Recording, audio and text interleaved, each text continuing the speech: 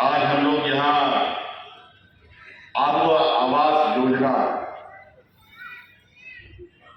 के लाभुकजन को आमंत्रण कर उनको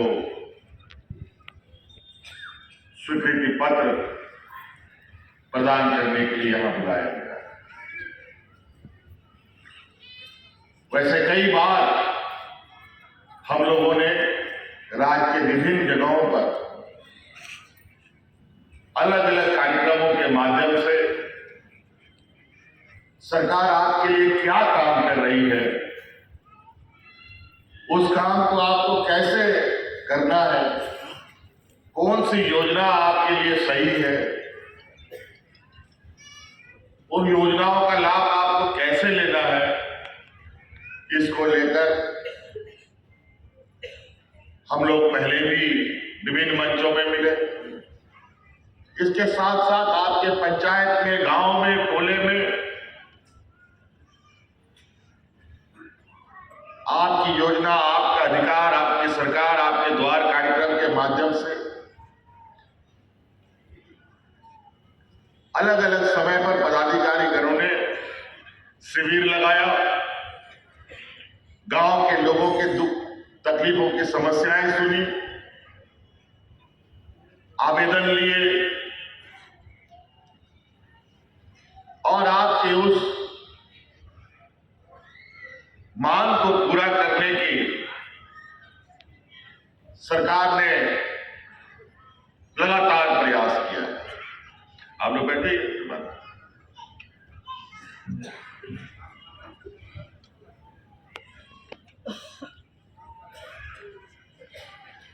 हम लोगों ने देखा है झारखंड का हर एक कोना हम लोगों ने अपनी आंखों से देखा है। यहाँ के झारखंडियों को उनके गांव, उनका खेत खलिहान, नदी, पहाड़, सभी चीज के बारे में हमें पता है। हमारे लोग कैसे हैं, कितने अमीर हैं, कितने गरीब हैं, कितने मजदूर हैं, इन सब चीजों की हमें जानकारी है।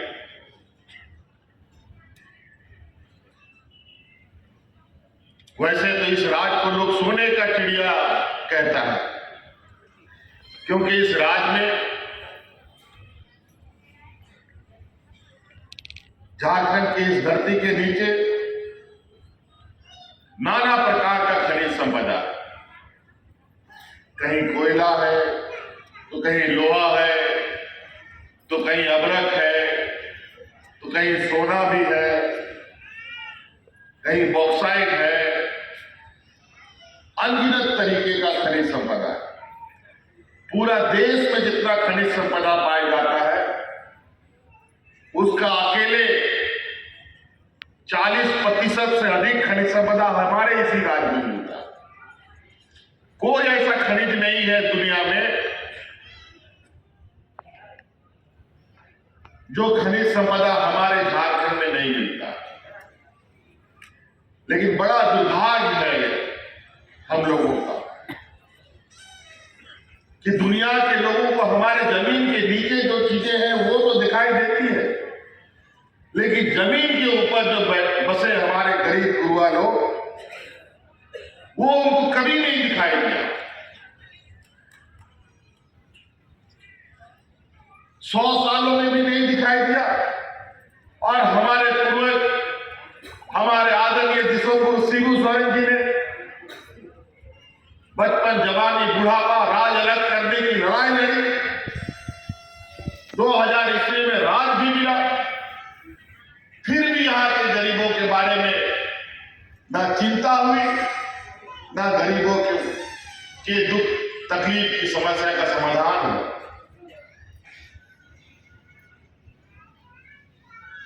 23 साल हो गए राज अलग हुए, आज भी हमारे गांव देहात का हालत क्या है हमको आपको बताने की जरूरत नहीं है और आपको हमें भी बताने की जरूरत नहीं। इसीलिए 2019 में हम लोगों ने पूरी ताकत लगाई। अरे राज लेने का ताकत तो हमारे आंदोलनकारियों ने लगाकर हमें राज दिला दिया, लेकिन बड़ा दुर्भाग्य की बात है कि राज अलग होने के बाद हम लोगों का जो चिंता करने वाला लोग था, जो सरकारें थी, वो ऐसी सरकार बन गई जो इस राज को अलग करने के घोर विरोधी थे। जो लोग इस राज को अलग करने का घोर विरोधी हो, क्या वो इस राज के बारे में सोचेगा? कभी नहीं सोचे। तब हम लोगों ने निर्णय लिया, राज तो लिया लड़कर, लेकिन अब सरकार अगर नहीं बनेगा तो ये सरकार तो हम लोगों का राज बर्बाद कर देगा। जल जंगल जमीन लूट के खत्म कर देगा। जिस महाजनों के विरुद्ध में हम लोग की लड़ाई लड़े, वो महाजन, वो पूंजीपति फिर से इस राज को कब्जा कर लेगा। फिर गरीब और गरीब होता चला जाएगा। कुछ दिनों के बाद जैसे हमारे आदिम जनजाति के लोग आज गिनती के बन गए हैं, उसी तरीके से झारखंड का लोग, चाहे वो आदिवासी हो चाहे वो मूलवासी हो, वो भी गिनती के में आ जाएगा, हाथ में गिनने लगेगा। तब हम लोगों ने ताकत लगाया, 2019 में सरकार बनाई। सरकार बनने के बाद भी दुर्भाग्य हम लोग का, सरकार का भी दुर्भाग्य कि कोरोना जैसा महामारी दुनिया में छा गया। और ऐसा महामारी कि वो आदमी को तो खा ही रहा था और पूरा दुनिया का अर्थव्यवस्था भी खा गया। और रहा कसर हम लोगों के, केंद्र सरकार पूरा कर दी। देश में जो आज के दिन में जो 400-500 रुपए का सिलेंडर गैस का था, वो आज 1000 रुपए के पास। जो 60 रुपया 65 रुपया में पेट्रोल डीजल मिलता था, वो 100 रुपये के पास। सरसों का तेल रोज उसका दाम बढ़ता है।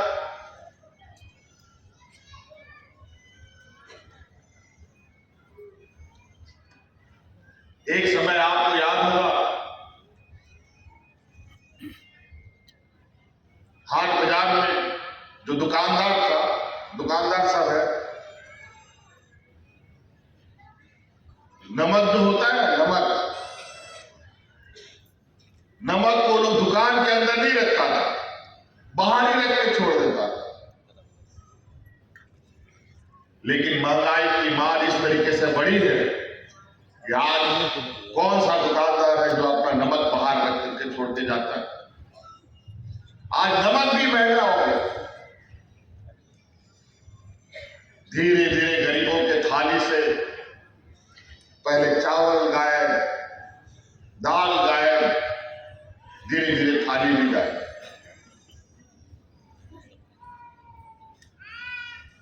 और ये लोग कहते हैं, अभी कल ही परसों हमने पूरा दुनिया का एक अमीरी गरीबी की जो आकलन करने वाली संस्था है, नाम याद नहीं आ रहा, उसने एक आंकड़ा दिखाया जिसमें पूरा दुनिया में गरीबों की संख्या बढ़ने लगी। और पता नहीं हमारे इस देश के नीति निर्धारक कौन से आंकड़े बताते हैं कि भारत देश में गरीब लोग खत्म हो गया।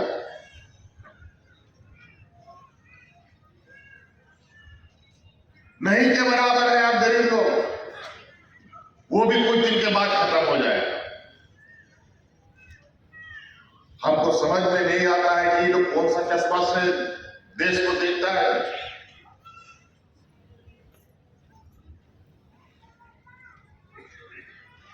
आज इसीलिए हम ये कह रहे हैं कि झारखंड के खनिज संपदाओं को उनको दिल्ली में बैठ कर दिखाई देता है।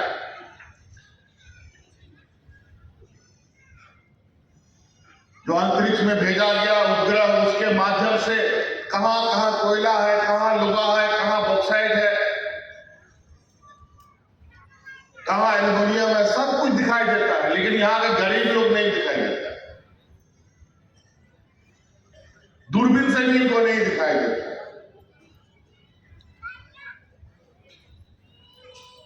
और आज जहां हम लोगों ने गरीबों की सूची बनाई थी लोगों को आवाज देने के लिए, वो हम लोगों ने लगभग 8 लाख लोगों को चिन्हित किया था, जिसमें से कुछ पैसा केंद्र सरकार देती थी, कुछ पैसा राज्य सरकार देती थी। कुल मिलाकर के 1,30,000 रुपया का आवास पहले गरीब लोग को मिलता था। उस आवास का नाम पहले इंदिरा आवास हुआ करता था, लेकिन वर्तमान केंद्र की सरकार ने उसको नाम बदल करके प्रधानमंत्री आवास कर दिया। ये लोग अपना नाम बदलने में बहुत माहिर है। बनाएगा कोई, मोहर लगाएंगे हम अपना, यही इनका काम है।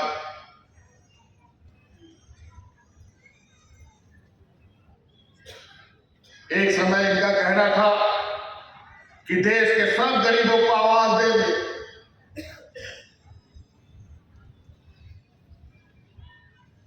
अब कहते हैं सबको हम आवाज दे दिए, लेकिन जब हम अपने इस राज्य के 8 लाख लोगों का आवास की सूची लेकर के दिल्ली गए, तो वहां मंत्री बोलता है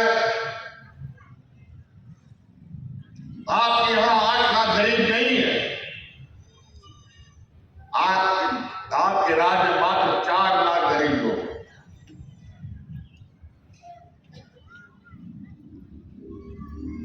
पहले तो गरीबी नहीं दिखा, चलो 8 से 4 लाख दिखा, तो आप बोले ठीक है भाई, आपको 8 नहीं दिखा, आपको 4 ही दिखा, तो 4 लाख का पैसा दे दीजिए आपका अपना हिस्सा, ताकि हम गरीब लोग को आवाज दे दें। कुछ दिन के बाद जो हमने भारत सरकार के पोर्टल में भी चढ़ा दिया था 8 लाख लोगों का नाम, कुछ दिनों के बाद हमें खबर आई कि झारखंड सरकार को अब आवास के नाम पर कोई पैसा नहीं मिलेगा। अब बोलिए कैसे हो सकता है?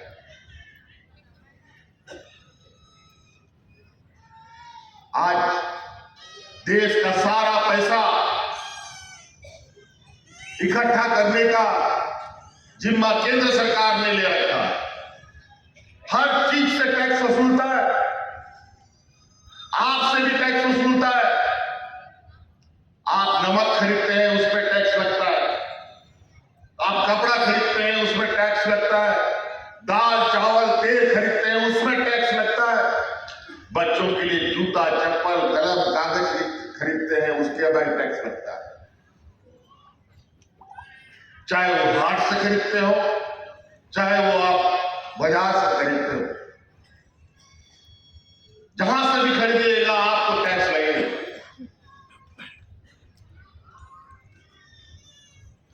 और वो टैक्स सारा का सारा पैसा केंद्र सरकार के पास जाकर जमा हो रहा है। पहले तो एक समय कुछ राज्य सरकारों को भी अधिकार था पैसा जमा करने के लिए, पैसा इकट्ठा करने के लिए। आखिर हम गरीब गुरुआ को अनाज देंगे, आवास देंगे, बच्चों की शिक्षा में बेहतर सुधार लाएंगे, उनका स्कॉलरशिप, उनका जो छात्रवृत्ति है वो बढ़ाएंगे, बूढ़ा बुजुर्ग को पेंशन देंगे, विधवा महिलाओं को पेंशन देंगे, तो पैसा तो चाहिए। हमारा इस राज्य का खनिज संपदा से पूरा दुनिया जगमगाता है, पूरा देश जगमगाता है, लेकिन यहां के लोग अंधकार में रहने के लिए मजबूर हो गए।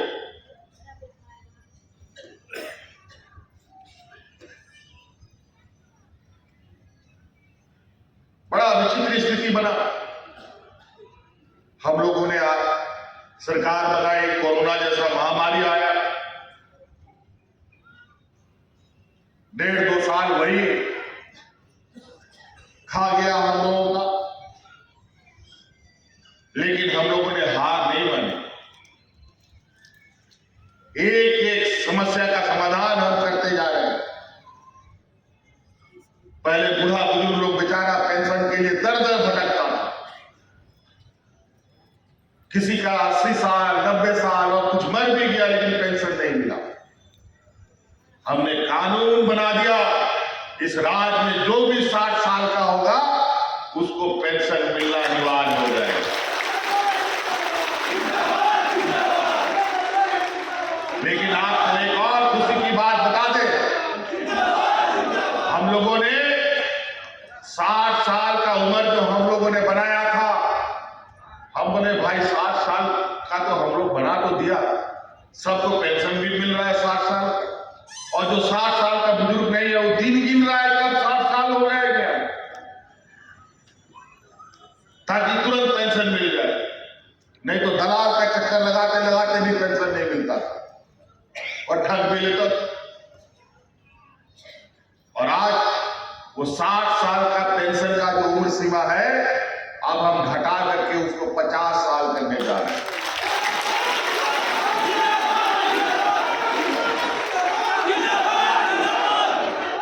बहुत जल्द, क्योंकि 60 साल का उम्र तक में 50 साल के बाद भी तो कोई काम नहीं देता है हमारे बूढ़ा बुजुर्ग लोग, और 50 साल का उम्र होने के बाद बेचारा क्या करता है। गांव देहात में ऐसी गरीबी ऐसा कि उम्र से पहले ही बूढ़ा होने लगता है। तो हमने ये निर्णय लिया कि 50 को अब 60 को अब हम 50 करेंगे। तो आप हमारे बूढ़े बुजुर्ग जो है उनको पहले से हमने देखा कि जब हमने 60 साल किया तो कई बूढ़ा बुजुर्ग लोग फिर दलालों के चक्कर में फंसने लगे थे, अपना आधार कार्ड में उम्र सीमा को बदलवाने में। लेकिन आपका आधार कार्ड आज सरकार के पोर्टलों में दर्ज है। आप आधार कार्ड के साथ कोई छेड़छाड़ करते हैं और कोई आपको ठग लेता है तो फिर आपकी चोरी पकड़ी जाएगी। इसका मतलब कि लोग बेचारे, अभी भी बहुत सारे ऐसे लोग बच गए जिसको ये पेंशन की आवश्यकता है। इसीलिए हमने सोचा कि अब 60 साल को हटाकर हम 50 कर दें, ताकि अब कोई दलाल का चक्कर जाने की आवश्यकता नहीं। इसीलिए अब अबुआ आवाज हम लोगों ने ये निर्णय लिया है, अब हम अपना आवाज बनाएंगे, राज्य सरकार अपने से आवाज बनाएगी। आपके लिए, आपको बेहतर और सम्मानजनक जीवन जीने के लिए जो पहले आवास मिलता था 2 कमरे का और 1,30,000 रुपए का आवास, अब हम आपको 3 कमरे वाला और 2 लाख रुपया का आवास देने का काम करें।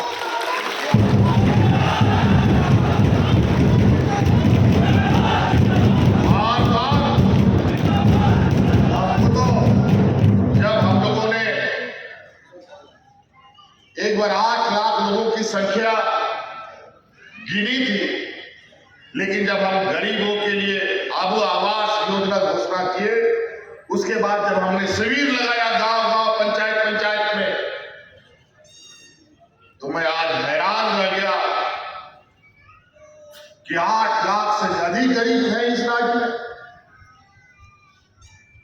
पता चला कि 30 लाख आवेदन आ गया। हमने कहा भाई 30 लाख आवास बनाते बनाते तो 40 साल बीत जाएगा, इतना पैसा आएगा कहां से? ये 8 लाख के लिए तो हम लोगों ने जी तोड़ मेहनत किया है, उसके लिए हम लोगों ने पैसे ही बचाए, लगभग लगना है, उससे अधिक लगेगा थोड़ा बहुत, लेकिन यहां तो 30 लाख आवेदन आ गए।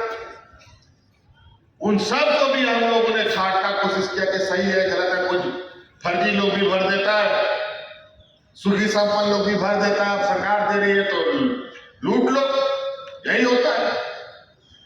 बहुत गहन खोजबीन के बाद 29 लाख तो बचे, 30 लाख तो हुए नहीं, लेकिन 20 लाख अभी भी हमारे राज्य में गरीब लोग जिनको आवास की सख्त आवश्यकता है। अब हम लोग सोचे कि अब कैसे इसको बनाया जाए। 8 लाख लोगों की तैयारी तो हमने कर ली, लेकिन 20 लाख लोगों का क्या करेंगे अब? तो ये सरकार को आपने बनाया है, यहाँ के मूलवासी आदिवासियों ने बनाया है। आपके प्रति जो हमारा वादा है, हम लोगों ने जो भी वादे आज तक किए हैं, हर वादे को हमने पूरा किया है। हमने कहा कि इस 20 लाख को भी देंगे, भले 1 साल नहीं, 2 साल नहीं। इसका गणना जब हमने किया तो 2027 तक सभी गरीबों को 20 लाख गरीबों को आवास दे देंगे।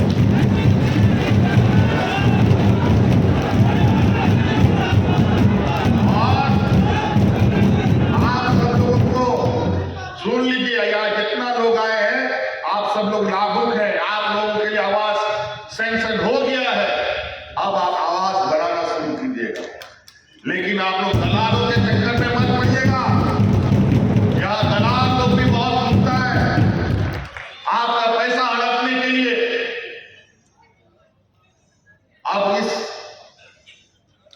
स्वीकृत आवास की जो सूची है, किस किस पंचायत में कितने लोगों को मिला है, इन सभी लोगों का नाम, पता उस पंचायत भवनों में दीवारों में लिखा जाएगा।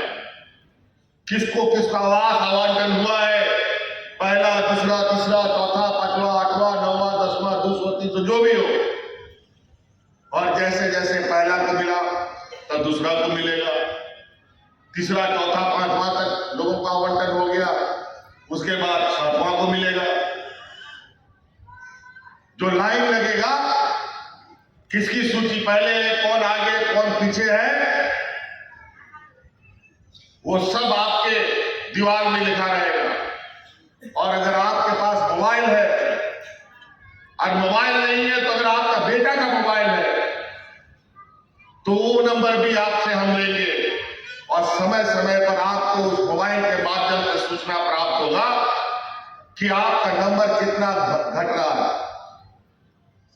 आपको पता चलता रहेगा कि इसका हो गया, इसका हो गया, अब मेरा बारी आ गया। तो इसके लिए दलालों के पास जाने की जरूरत नहीं है। नहीं तो सबको लगता है कि आपका घर हम सैंक्शन करा देते हैं, उससे फिर 5,000 रुपया ले लेगा, फिर आप उससे दोबारा पैसा वापस नहीं ले पाएंगे।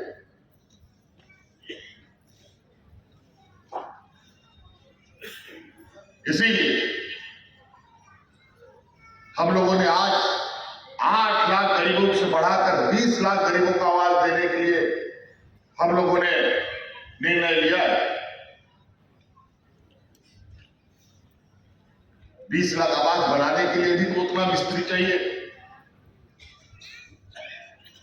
उतना मजदूर चाहिए आपको। तो इसलिए आज हम लोगों ने खूंटी और सिमडेगा मिलाकर के लगभग आज यहाँ जो आप लोग आए हैं 8,000 से अधिक लोग यहाँ हैं जिनको आज आवास, अब वो आवास की योजना मिलने जा रही है।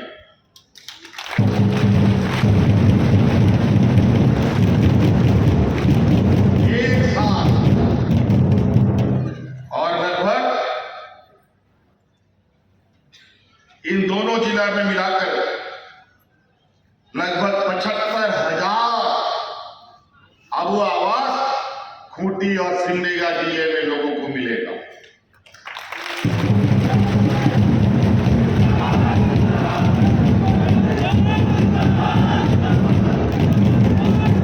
बातें बहुत हैं, आप लोगों को पहले भी हम बता चुके हैं कि हम लोग किस तरीके से आप लोगों के लिए काम कर रहे हैं। कल भी बहुत सारा बच्चों को, लगभग 2500 बच्चियों को हम लोगों ने प्राइवेट कंपनी में नौकरी दिया है। और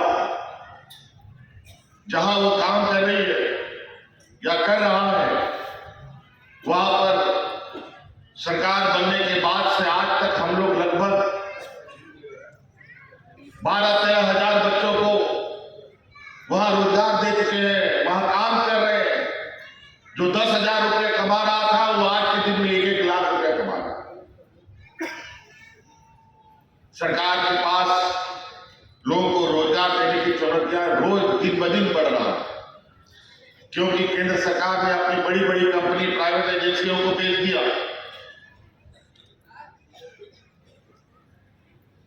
अब वहां नौकरी नहीं है।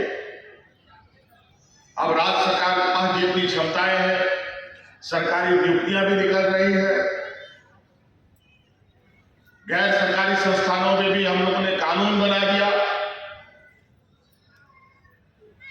कि जो भी यहां कंपनी लगेगी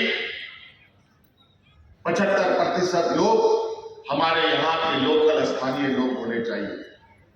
इसके तहत अभी तक हम लोगों ने 50,000 से अधिक बच्चों को विभिन्न कंपनियों में नियुक्ति पत्र दिया। कोई बहुत अच्छा कंपनी, बहुत बड़ा कंपनी भी है और कुछ छोटा कंपनी भी है। रोजगार तो रोजगार है। उससे भी अगर हमारा रास्ता खत्म नहीं होता तो स्वरोजगार के लिए भी हम लोगों ने मुख्यमंत्री रोजगार सृजन योजना चला रखी है, जहां आप आवेदन देकर के स्वरोजगार के लिए जो आपको काम करना है, महिला हो पुरुष हो, चाहे आप राशन दुकान चलाना चाहते हैं, ब्यूटी पार्लर चलाना चाहते हैं, सिलाई दुकान चलाना चाहते हैं, बहुत सारा लड़का सब अलग अलग राज्य में जाकर के कोई टेम्पू चलाता है, कोई टैक्सी चलाता है। आप मुख्यमंत्री रोजगार सृजन योजना में अगर आप गाड़ी भाड़ा में चलाना है तो आप आवेदन कीजिए, बिना गारंटी का,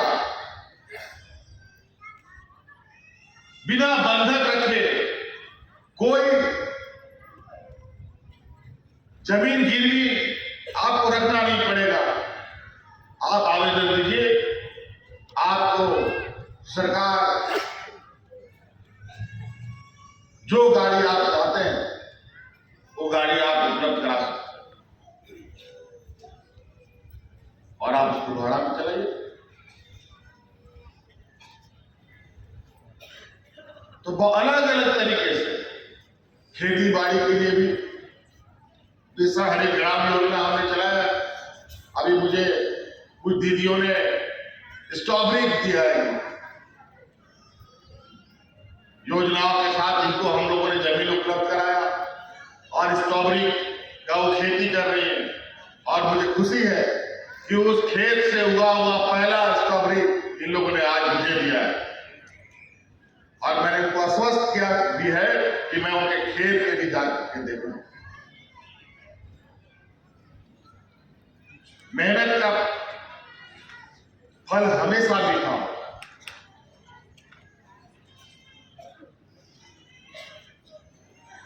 हमारे राज्य में दूसरे राज्यों से अंडा आता है, दूसरे राज्यों से मांस मछली आता है। इतना खपत है इस राज्य में। अगर वही अंडा यहीं पर होने लगे तो दूसरा राज्य क्यों यहां व्यापार करेगा? हमारा पैसा दूसरा राज्य में क्यों जाएगा? आप लोग मुर्गी फार्म खोलिए, बकरी पालन कीजिए, गाय पालन कीजिए। दूध भी दूसरे राज्यों से आता है हमारे यहाँ।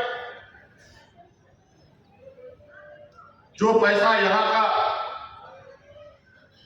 बाहर का व्यापारी कमा के जाता है, तो यहाँ का ही लोग क्यों नहीं अपना पैसा अपने घर पे रखे? तो मुख्यमंत्री पशुधन योजना हमने लाया है। आप जो जानवर पालना चाहे पालिए, मछली पालना चाहते हैं, गाय बकरी सूअर कुछ भी पालना चाहते हैं। और हम लोगों ने तो इस बार इन जानवरों में भी बहुत अच्छा व्यवस्था बना दिया। पशु शेड भी आपको दे रहे हैं जानवर रखने के लिए। और जो जानवर पहले मिलता था, हमारे जो पूर्व की सरकार, जो यहाँ के मूलवासी आदिवासी विरोधी सरकार, ये जानवर देता था पहले भी, लेकिन ऐसा जानवर कि वो जानवर देने के 1 महीना 2 महीना 6 महीने के बाद मर जाता। बेचारा 6 महीना साल भर मेहनत करने के बाद कोई जानवर किसान का मर जाए, फिर वो हिम्मत नहीं कर पाता। लेकिन इस बार हम लोग जो भी जानवर आपको मिलेगा, वो जानवर सभी बीमाकृत जानवर मिलेगा। गलती से या कोई बीमारी से वो जानवर मर गया, वो उसका पूरा पैसा बीमा का दिया।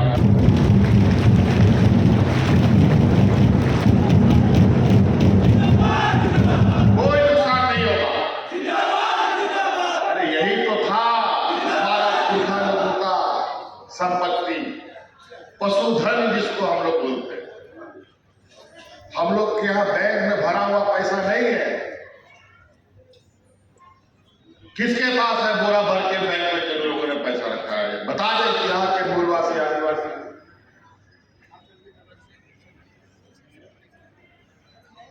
और हम तो कहेंगे कि बैंक कोई भरोसे के लायक भी नहीं है। बैंक यहाँ के आदिवासी मूलवासी को मदद नहीं करता है। आप लोग जाइए बैंक से हमको 1 लाख रुपया उधारी लेकर के दिखा दीजिए तो। और आज सरकार करोड़ों रुपया बिना किसी बंधक का आपको उपलब्ध करा रही है।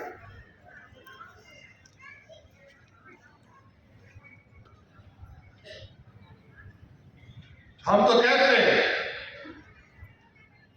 कि ये यहाँ की जो व्यवस्था है कुछ इस तरीके से व्यवस्था है कि बैंक में आपको पैसा रखवाता है, लेकिन बैंक आपको कभी भी घर बनाने के लिए लोन नहीं देगा, बच्चों की पढ़ाई के लिए लोन नहीं देगा, खेती बाड़ी के लिए लोन नहीं देगा। ये तो हम लोग अभी है कि बैंकों के गर्दन पर चढ़ करके यहाँ पर केसीसी कार्ड वितरण करा रहे हैं।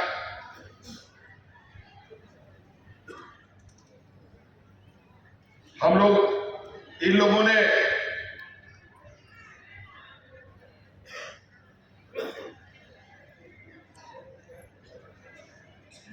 राज अलग होने के बाद 2019 तक जो किसानों के लिए केसीसी कार्ड इन लोगों ने किसानों तक पहुंचाया था, मात्र 8 लाख 20 वर्षों में सिर्फ 8 लाख केसीसी कार्ड। लेकिन हम लोगों ने 4 साल में 20 लाख केसीसी कार्ड बना करके किसानों को देने का काम किया।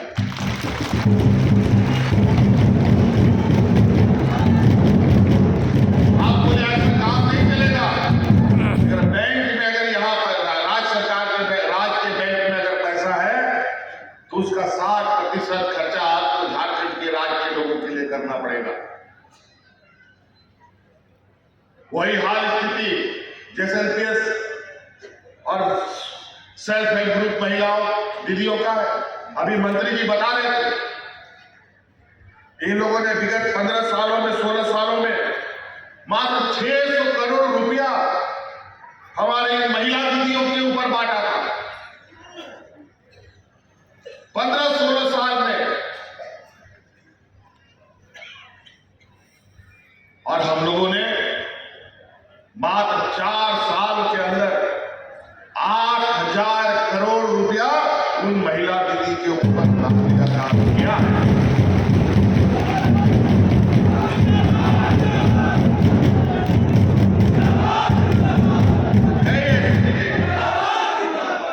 मैं आंकड़ों पर अभी और नहीं जाऊंगा, मौसम भी खराब हो रहा है आप लोग